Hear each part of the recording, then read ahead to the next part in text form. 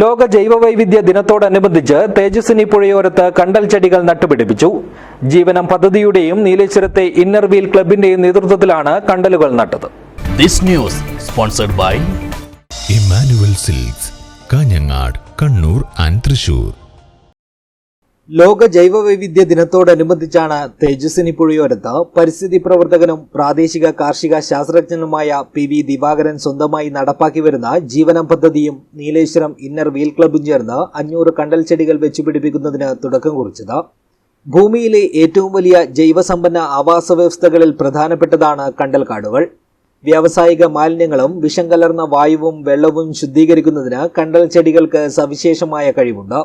കൊടുങ്കാറ്റിൽ നിന്നും സുനാമിയിൽ നിന്നും മാത്രമല്ല വിഷപദാർത്ഥങ്ങൾ സ്വന്തം ജീവൻ നൽകി സ്വീകരിച്ചും ഈ ഭൂമിയിലെ ജീവജാലങ്ങളെ കണ്ടൽ ആവാസ വ്യവസ്ഥ സംരക്ഷിക്കുന്നുണ്ട്. Nileshwaram inner wheel club president Bindu മുരളീധരന്റെ അധ്യക്ഷതയിൽ ചേർന്ന യോഗം നീലേശ്വരം നഗരസഭ vice chairman PP Muhammad Rafi ഉദ്ഘാടനം ചെയ്തു. മനുഷ്യനും പ്രകൃതിയും തമ്മിൽ എപ്പോഴും സംഘർഷവും ഏറ്റുമുട്ടലും വെട്ടിപ്പിടിക്കലും ഉണ്ടായിരുന്നു. പ്രകൃതി ആരുടേതാണ്, ഭൂമി ആരുടേതാണ് എന്നുള്ളതാണ് യഥാർത്ഥത്തിൽ വരുന്ന ചോദ്യം.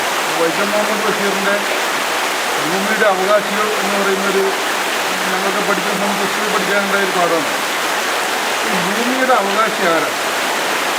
ഞാൻ എൻ്റെ 10-20 സെൻറ്റ് മതിൽ വെട്ടി തിരിച്ച് ഞാൻ കരുതുകയാണ് അത് എൻ്റെതാണ്.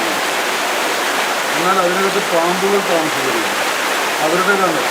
അവിടെ പ്രാണികളുണ്ട്, അവിടെ മറ്റ് ജീവജാലങ്ങളുണ്ട്, പക്ഷികൾ വന്ന് കയറുന്നുണ്ട്. അപ്പോൾ ഭൂമിയുടെ യഥാർത്ഥ അവകാശി ആര് എന്ന് ചോദിച്ചാൽ നമ്മളെല്ലാം ഉൾക്കൊള്ളുന്ന എല്ലാ ജീവജാലങ്ങളുടെയും അവകാശത്തിലുള്ളതാണ് ഈ ഭൂമി എന്ന് പറയുന്നത്. ജീവനം പദ്ധതിയുടെ പ്രവർത്തനങ്ങളെപ്പറ്റി ദിവാകരനും പരിസ്ഥിതി സംരക്ഷണ ആവശ്യകതയെക്കുറിച്ച് നെയ്തൽ പ്രസിഡന്റ് പ്രവീൺ കുമാറും സംസാരിച്ചു.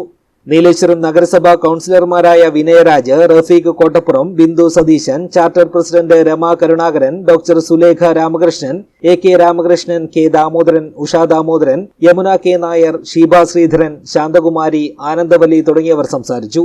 ഷീജ E നായർ സ്വാഗതവും ജോയിന്റ് സെക്രട്ടറി സലീല മോഹൻ നന്ദിയും പറഞ്ഞു.